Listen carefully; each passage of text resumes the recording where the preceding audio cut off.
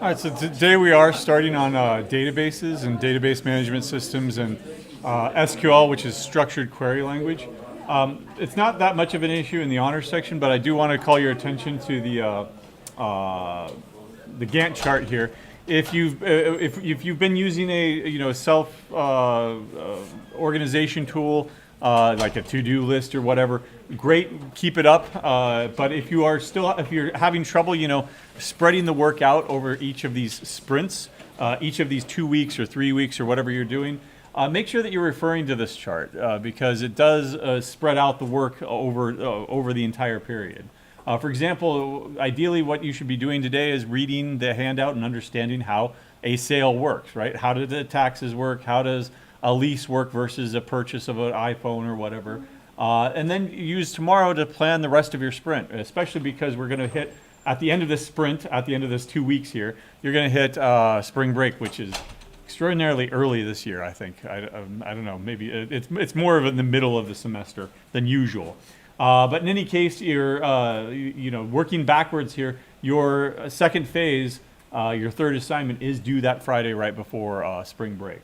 So if you want to, you can plan to work ahead a little because I don't want to be here on that Friday, right? I want to leave early to do something or whatever. All right, fine. That's perfectly fine. Take this and then shift it back by a day or shift it back by 2 days. Or fill in the weekend so that you're working on the weekend instead because usually the weekends are all blocked off.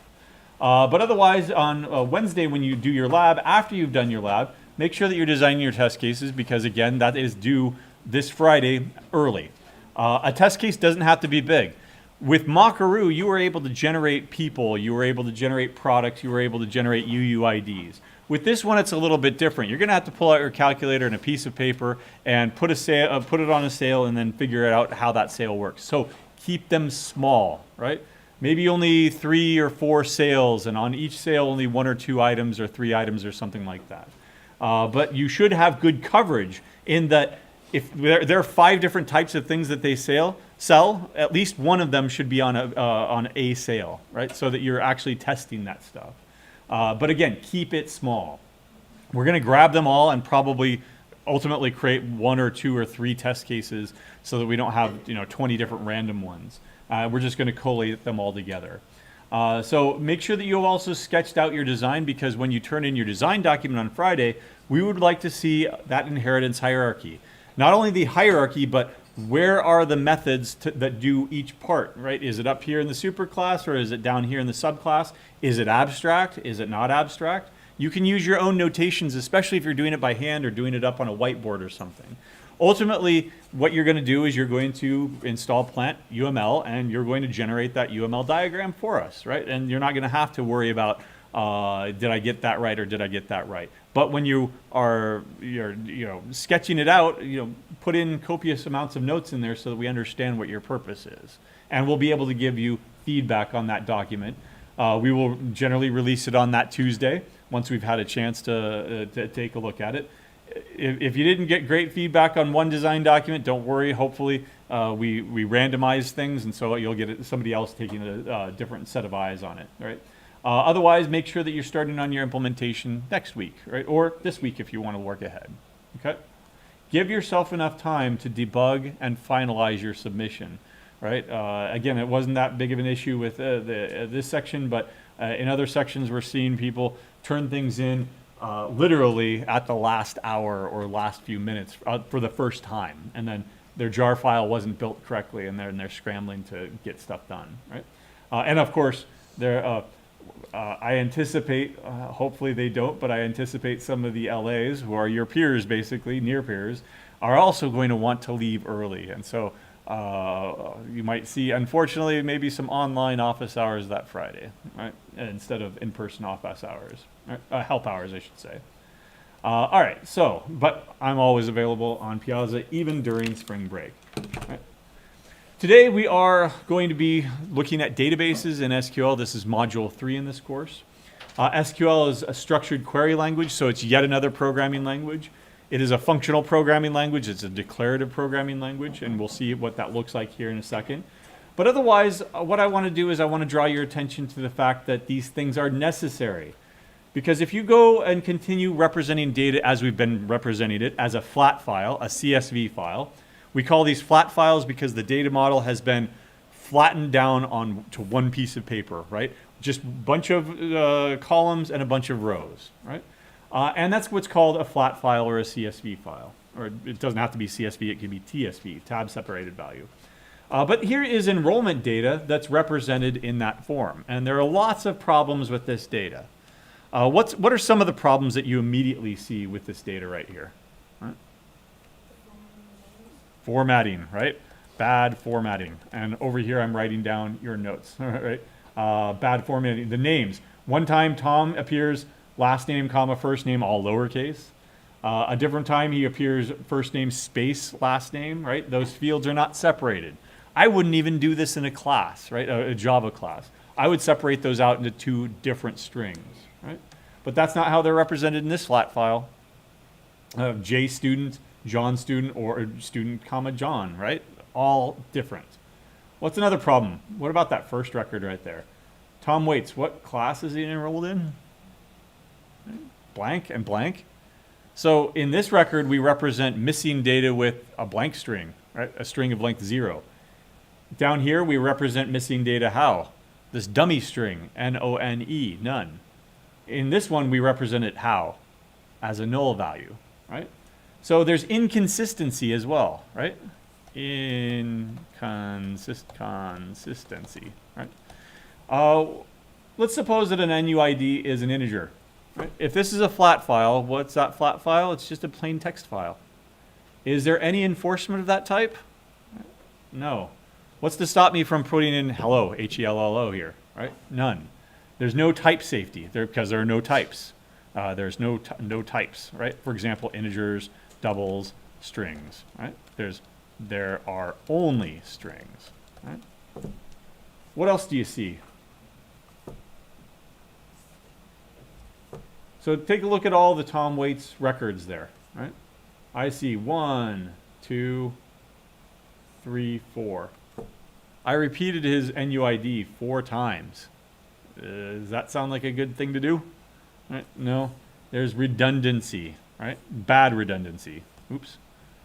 Redundancy of data, leading to potential failure points and data. How do you spell it? Anomalies. There. I'm not going to spell it. I'm just going to copy and paste it. Right? Data anomalies, like the name. Right? One time he can appear in one formatting, another time he can appear in a different formatting. Why? Because we've repeated it. If we had only had Tom Waits once, right? Then if we screwed it up, it's only screwed up in one place. Right? If we fix it, however, it only has to be fixed in one place. Right? So any processing of this. Any processing, right, requires processing the entire file, right? This is extremely inefficient.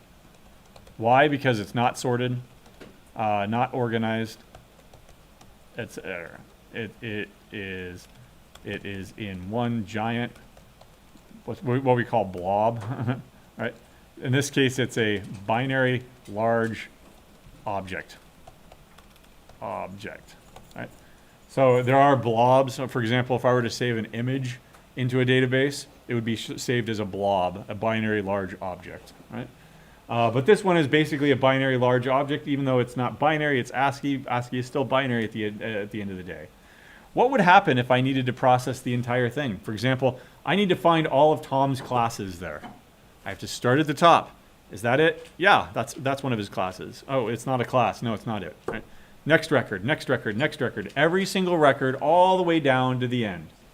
There are only a dozen records here, but imagine if there were a dozen million, right? 12 million records.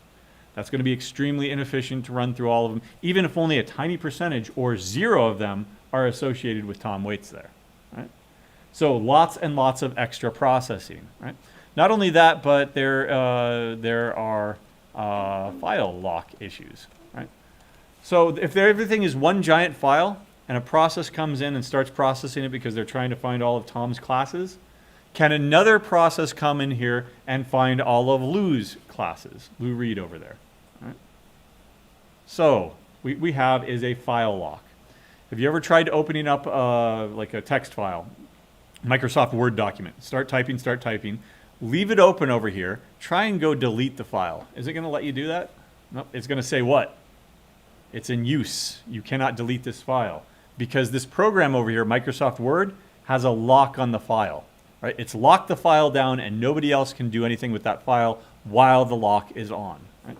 That happens all the time. You open something, guess what? The operating system puts a lock on that file. Maybe other processes can come in for reading, but if your process is writing to it, that'll screw up the other process. In other words, there is no concurrency. Right? Imagine if databases worked with no concurrency. Only one person in the entire world could use Google at a time. Instead of the millions that are using it every single second, maybe billions that are using it every single second. Right? Shouldn't use Google anyway, should use DuckDuckGo. Right?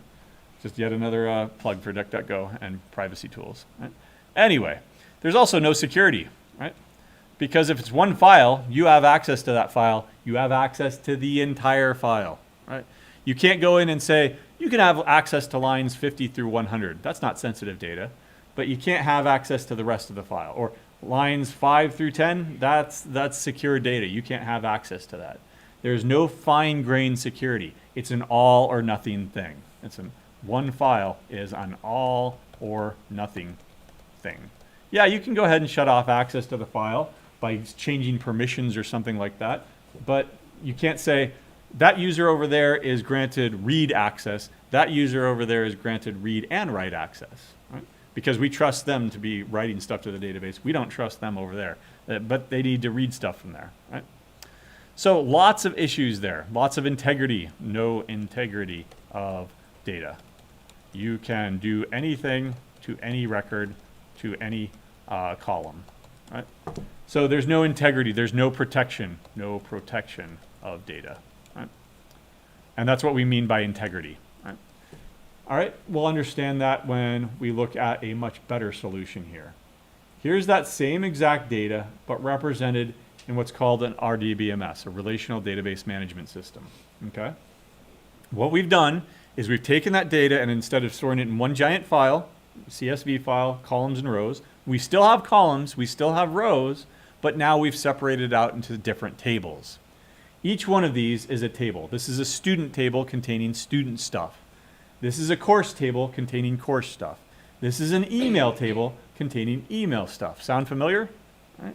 Object-oriented programming, put things where they belong, separate things out to organize code better.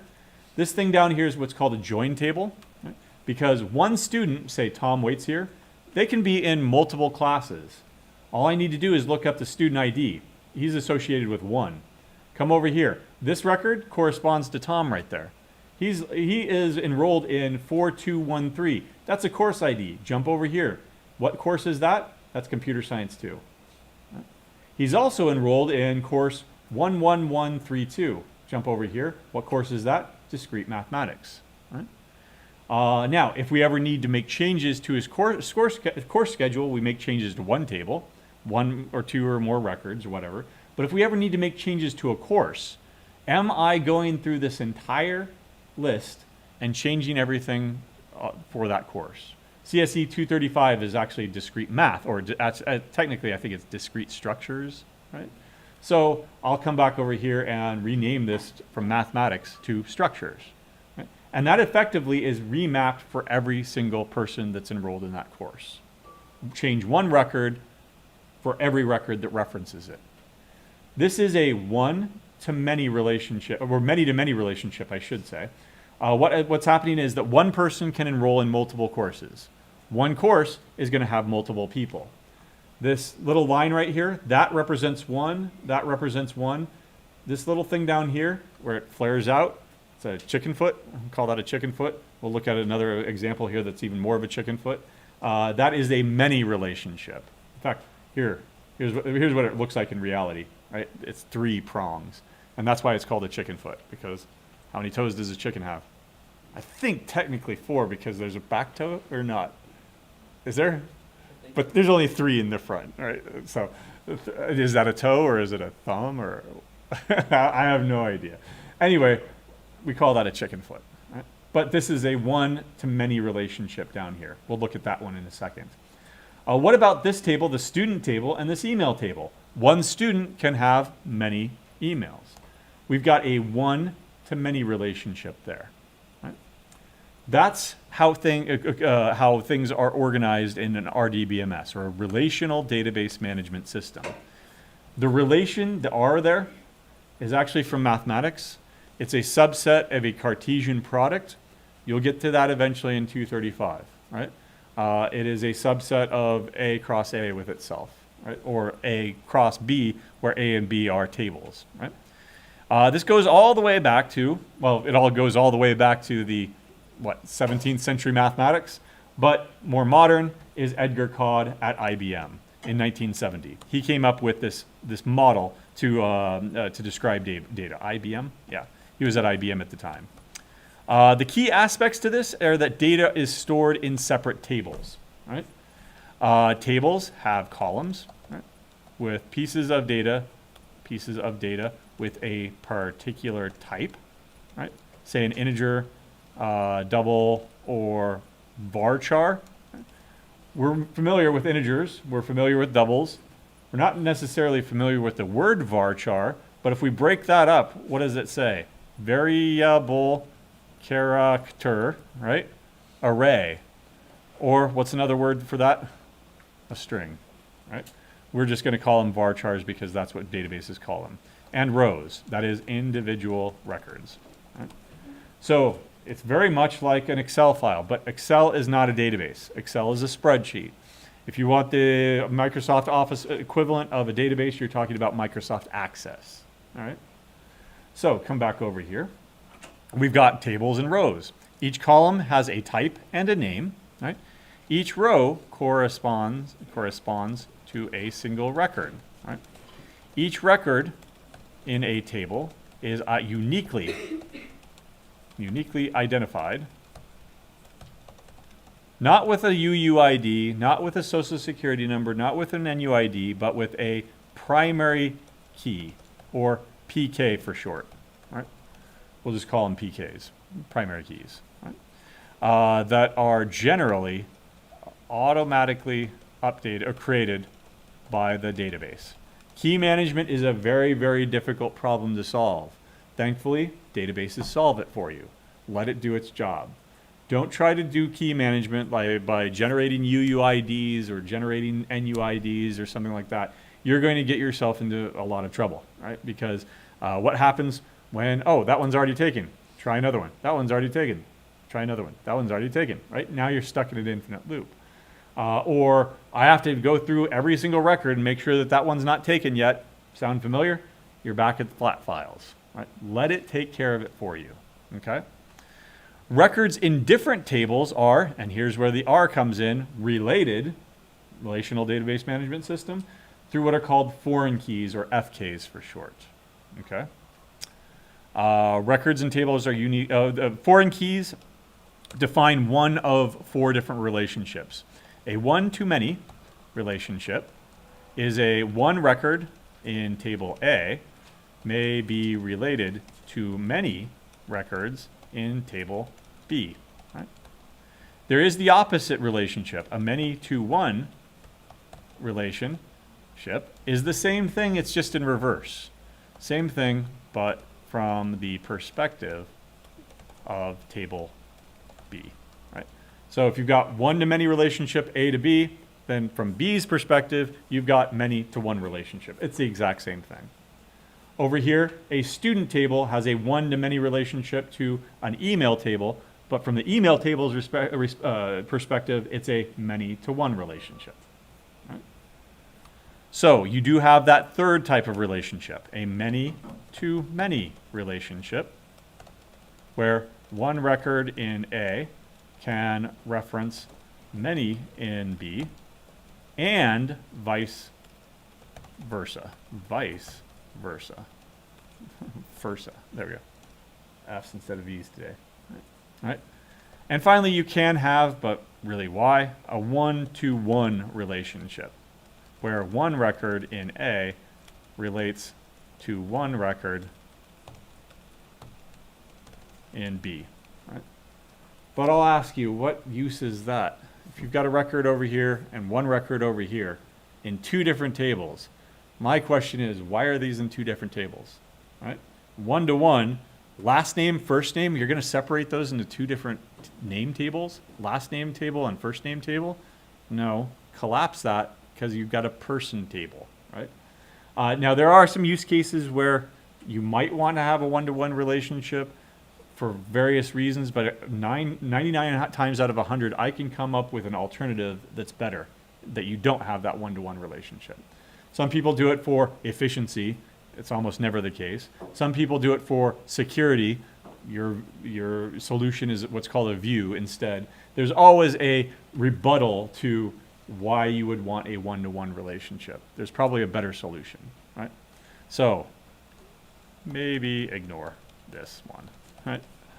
But you should know about it, because when somebody says, oh, we have a one-to-one relationship on these tables, your next question should be why, right? And ask for a justification. And then come up with, okay, I'll check that out and go and look in that justification. Well, here's probably a better way of doing it. You can go back to them and say, here's a better way of doing it. Or maybe that finally I'll see that one use case where, oh yeah, that kind of does make sense. There we go. I've never yet found it yet, though. Okay. So we're going to get into CRUD.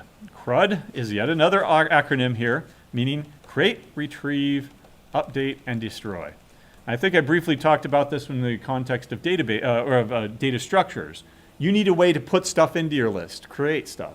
You need a way to pull stuff out of your list so you can process it, retrieve. You need a way to go into your list and find that one thing that needs to be changed, right?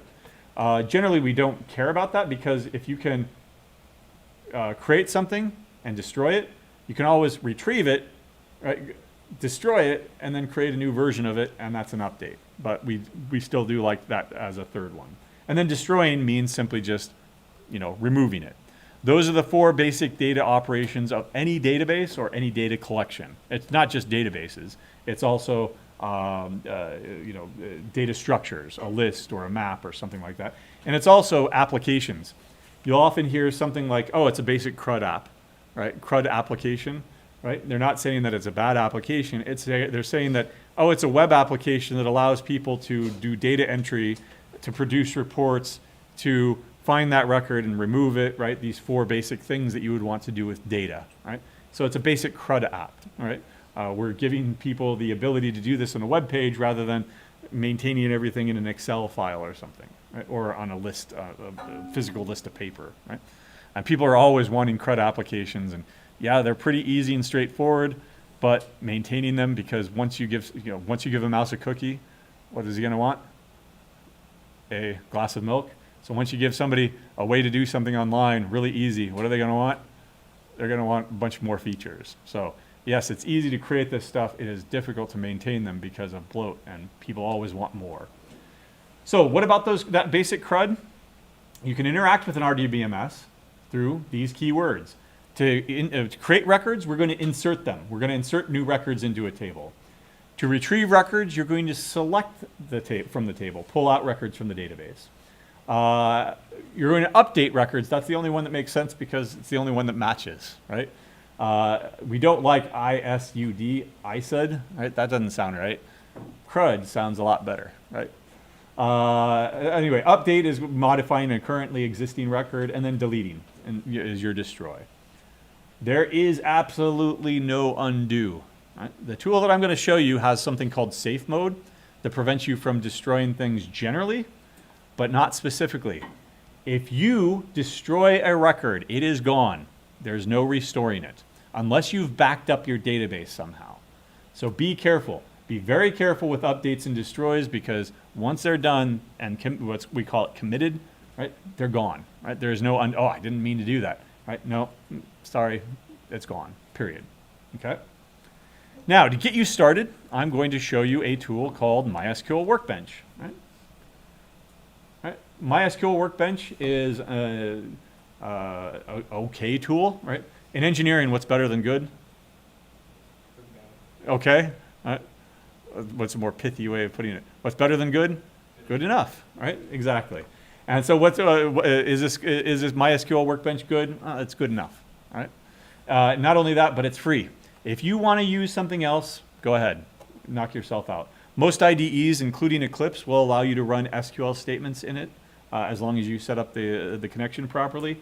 This one works. It works with because we're connecting to a MySQL, actually a MariaDB instance, but it works, and it was almost guaranteed to work because it's put out by, Oracle owns MySQL now, right?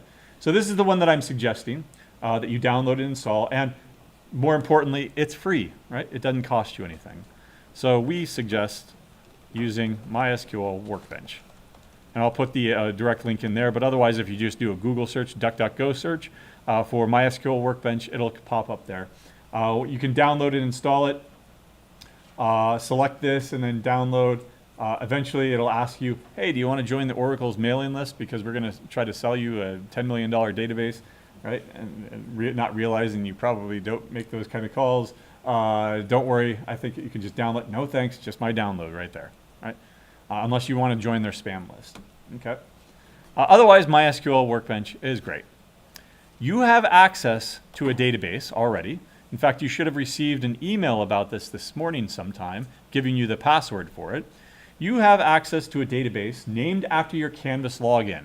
My login is Seberg3. Your login is going to look something different, right? But it's probably going to look something like this with a number after it, right? It is not your email. It is not your NUID. It is whatever this is, okay? The server's name is CSE, because it was never updated. We're now SOC, School of Computing. We used to be Computer Science and Engineering. It's a Linux server, who would have thunk? And it's the first one of its kind, hopefully of many more, right? .unl.edu. Right? That's where your database is being stored right now. If you're watching along with the pre-prepared videos, those were made several years ago. It's on a completely different server that you do not have access to. So make sure you're going to this server instead, right? Your password, again, should have been emailed to you this morning via your Huskers email address, right? Make sure to double check your spam folder. Make sure to always read your email, period, right? Do not use this password for anything else.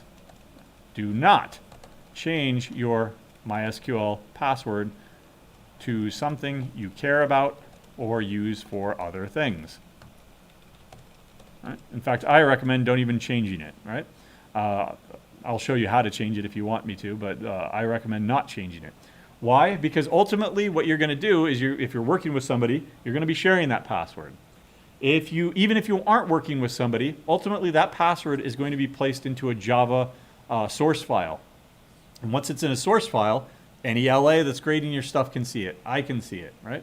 I don't want to be responsible for your password if that's the one that you use to log into your checking account or online or something like that. So make sure that you are not changing it to something that you care about, okay? If you lose it, it's going to be a little bit of a process because you're going to have to email our sysadmins. And actually, secretly, I hope that this happens quite a bit because it'll light a fire under their butts to restore the auto password change system that they used to have on the old server. So if they get enough requests, they'll realize that, oh, there are too many requests. It would just take less time to actually port that server over to this new server so that I don't have to do this anymore. But if you do need to change it, you will need to send an email to manager@cse.unl.edu. Right? Tell them that you need it reset, and they'll reset it, and it'll be sent back to you maybe hopefully within 24 hours. Right? Don't be changing it though if you don't want to go through that process. Let me show you how. All right. So I'm going to go ahead and open up MySQL Workbench over here. There we go. And I've already set up several connections here. I'll show you how to set up your connection. See that little plus right there? We're going to set up a brand new connection. Call it whatever you want. Blah, or foo. Call it your main connection. You're only going to have one SQL server unless you sign up with like some sort of server. Like if you signed up for the student GitHub Enterprise, right? You probably get access to a MySQL server or something like that somewhere for a year or something. So you can use your own server if you want, but ultimately you're going to use the CSE server. CSE-Linux-01, that is not an O, that is a 0, unl.edu. Don't change the port. That's the standard port for MySQL. Change the root to your login, right? You are not root, I'm not root, and we do not have access to root. You do not want access to root because that's too much responsibility, right? You could donk the entire system with the wrong thing, right? rm-rf dot or slash, right? Now you've just deleted the entire file system, right? Anyway, cberk 3, say okay, and your connection will end up looking something like this. You can always come back and click on it. It'll launch something that looks like this. Ignore that for now, right? That was the last section here. I can zoom in so that it looks a little bit bigger here, right? Now, there are no tables in your database to start out with, okay? So if you want to list your tables, show tables, it's going to look a little bit different. Or, well, actually, I need to start here by using my database. So use cberk 3, all right? Now it's using my database. Remember, you only have access to one database. It is named after your login, right? You do not have access to my database. You don't have access to Joe, whatever database. If you try to access it, access denied. There's a little red mark down here, right? Access denied for whatever on that server. Right? There is no, besides, there's no such, there's probably no such a database on that server called that thing. So I'm going to use my database. Once you're using your database, you can now show your tables. I already have 1, 2, 3, 4 tables installed, right? That's because I ran something, a script to install them previously. You're not going to have anything here at all, right? Instead, you're going to have 0 tables, and you need to start creating tables. We'll get to that eventually. Before we do that, let me go ahead and document what we are doing here. Right? So, always use your database named after your LDAP Canvas login. Right? Ooh, what did I just do there? I'm not going to save it, but you can save it. Save it as foo.sql. It's just a plain old text file. Right? But it's an SQL file now that you can open up back in MySQL Workbench. Right? Always use your database named after your Canvas login. What is this thing right here? Lines 1 and 2. Comments. So old school comments begin with a hyphen. Or you can use Python style comments with the hash. Or be really safe and use both. Right? It's always going to depend on what client you use. And unfortunately, I'll tell you right now, even though SQL is a language, what do languages have? Dialects, right? So there's the Chinese language, but there's Mandarin, Cantonese, and maybe like a couple dozen other dialects that I don't know of, right? There are dozens and dozens of dialects of SQL as well. Why? Because everybody's trying to sell their own database. Microsoft, they call their dialect Transact SQL. There's also PostgreSQL. There's also MySQL. There's also Oracle has another one for their commercial system, right? I'm only going to show you the basic SQL that is probably okay for any dialect. But understand that there are other dialects, and those dialects might not recognize Python-style comments, or they might not recognize old-school, original style comments. Some of them even support multi-line C style comments, right? And you see that it's in this nice little light steel blue or whatever, right? And it actually works for MySQL Workbench. It's not always going to work for everything else, right? But otherwise, comments you can put in like this, right? Use your database. You can show your tables, right? Initially, you won't have any, right? So we'll create them later though, right? But let's go ahead and start playing around with our CRUD, create, retrieve, update, and destroy. Not with a student enrollment database because that's boring. Let's go ahead and use a video game data database, right? So what I have here are 4 tables, right? It's basically the same structure. We've got a game table to recognize there are some games with their names. How are we uniquely identifying each game? Remember, we call those primary keys or PKs. How do you know that this is a key? The little key right there, right? And what is its type? It's an integer, A name is a string, a variable character up to 255 characters. You're going to see that all over the place. Why 255? Why 255? It's a legacy. 255 is one less than 256, and 256 is a perfect 8 bits or 1 byte of addressing. And so 255 plus a null terminating character, very old school C kind of influence there, right? You'll see this all over the place. Why 255? Well, you got to pick a number, right? And so let's go ahead and pick that number. This is a foreign key, a publisher ID, which is an integer. And that defines the relationship with this publisher table over here. The publisher has a name, and they have a primary key, which matches that one over there. Right? That's where the relation comes in. That this game was published by this publisher over here. Zoom out, and let's look at the platform table. One game can be published on multiple platforms. PS5, Xbox One S. What are we up to now? Series S, okay. PC, Mac, right? Whatever platform they're on. And then one platform, unless it's a really terrible platform and only has one game, is going to have multiple games. We do that through the availability table. This game is available on this platform and was released in this year, published year. Okay? That's the model. Let's go ahead and start playing around with that model. Right? My first action is going to be some C of CRUD. Right? Let's create some publisher records. ... Right? To do that, I use the insert keyword. Remember, for CRUD, we've got insert, select, update, and delete. So I'm going to start out with create by insert into the publisher table, right? Values, name, values, ...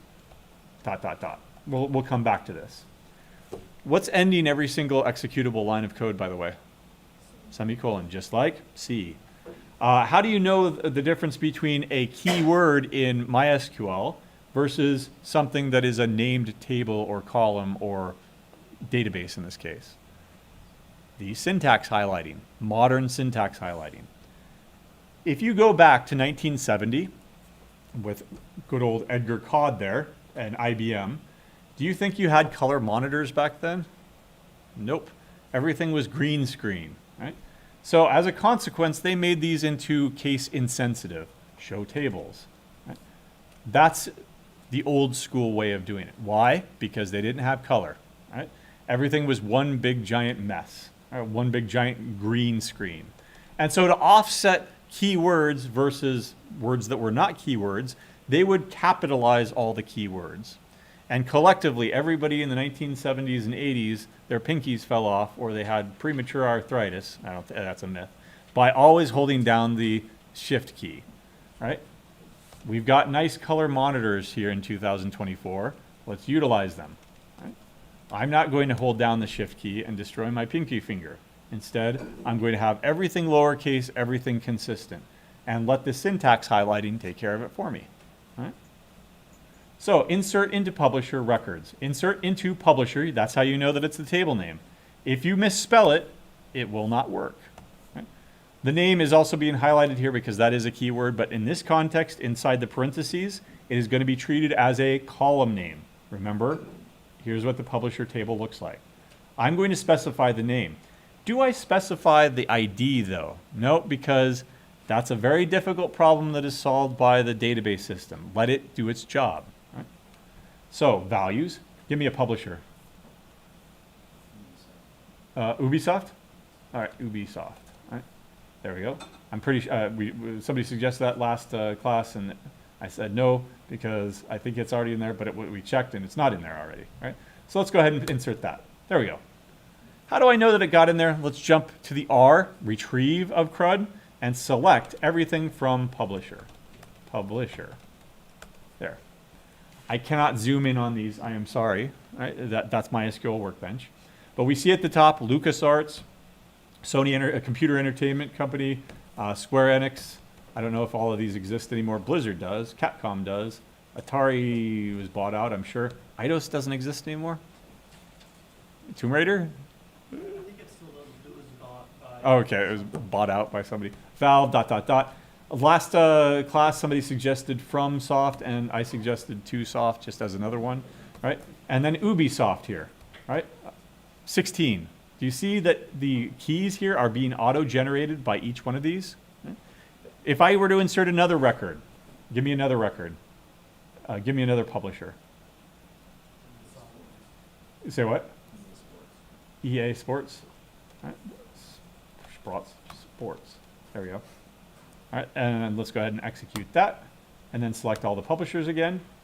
There, EA Sports. They got just the next ticket, right? They got the next value there. MySQL Workbench, you can do things another way. For example, you can say, okay, 18 and then Foo Publishing. All right, there we go. And I can say, okay, great. And then I can close this, or I could threaten to close this. And do you want to apply that or not? Yes, I do want to apply that. It auto-generates the SQL for me, and then I can apply that, right? And it runs automatically for me. So that if I select all the publishers, you see that Foo Publishing is now in there. So basically, you can treat this little thing down here like an Excel file. You can go ahead and sort by clicking the headers there. So come on, sort it. No? I guess it is. All right, is that? It's not sorted. Sort it. Come on. Reset sorting. There we go. Now sort it. There we go. Valve, Ubisoft, and then there. 1, 2, 3. So it's it goes back to the original, sorts ascending, then descending, then back to the original. So if you click it 3 times, Atari's at the top, and then you see that the publishers are all out of order. IDs are all out of order. But if you do it, come on, reset it. Reset. All right. You can always close a tab here, right? And again, if you misspelled it, it ain't going to work. You see that little nice red X there? I've got a problem with this because there's no such table named as publisher, right? Publisher. If you misspell a column name, same deal, right? Red X, right? You'll know what the problem is by reading this response down here. Unknown column name in field list, okay? You can insert multiple records at the same time. Insert multiple records at once. Note here that I used the keyword values, right? Even though there was only one over here, right? That hints that you can do multiple at the same time. Insert into publisher, name, values, and then bar, pub, publishing, Baz, publishing. Right, there we go. And semicolon. I think this is how you can do it this way. Nope, okay. So I'm going to need to tupleize each one of these. There we go. And then tupleize that, and finally that one over there. There. That will work. Oh, come on, really? Should be. Values, maybe take this off. I forget how to do it, actually. There we go, there. I got it right now. That makes sense because it's not a list, it's not a tuple of tuples, it's a list of tuples. So you can insert multiple records at once doing this, okay? You can specify, but generally shouldn't specify PKs, primary keys. So for example, insert into publisher, right? Publisher ID, comma, name, values, and then let me go ahead and give it, I don't know, 5, and Foobar Baz Biz, right, Biz Publishing. Now remember, let me jump ahead here again and select all the publishers. Is there somebody already with the ID of 5? Yep, Nintendo. Right. So is this insertion going to work that's using their ID? Nope, red X. Right. This is why you generally shouldn't do it. Right. But let me show you that you can actually do 100, and it'll work, because 100 was not taken. Right? You shouldn't do this because what if it was already taken? It'll fail, and now your query failed. Right? The only time that you should do this, the only time you should use hard-coded IDs is when you are inserting test data, right? and need to use the primary keys as foreign keys in other tables, right? And now if I hard code it to 100 and I insert this record over here that needs to refer back to it, I know what it is, 100. I can hard code it over here too, 100, right? That's probably the only use case where you'll ever want to do something like this. Otherwise, you should let it auto-generate itself, okay? But you can do that. If you want to insert multiple records with both, insert multiple records with both, right? Then you can do something like this. Insert into publisher values. And again, you can go ahead and use white space is your friend here, right? You can go ahead and go, I'll go at 200 instead, comma, and then 300 bizpub 2. Right, there we go. And run it. Right. So you can specify whatever columns you want, and the order doesn't matter. If you want to change these around, I don't know why you would want to, publisher ID, you can change those around. But be careful, because now you need to change them around down here. Right. Generally go in order of what it's listed in the table, right? So that you don't have to guess what was the order again, right? But that's how you can insert multiple records. Right? We'll get to the R on Wednesday, right? This is a very quick and dirty way of doing something that should never be done in practice. You should never be using the star operator unless you're just troubleshooting like we are, okay? All right, we'll get to that on Wednesday.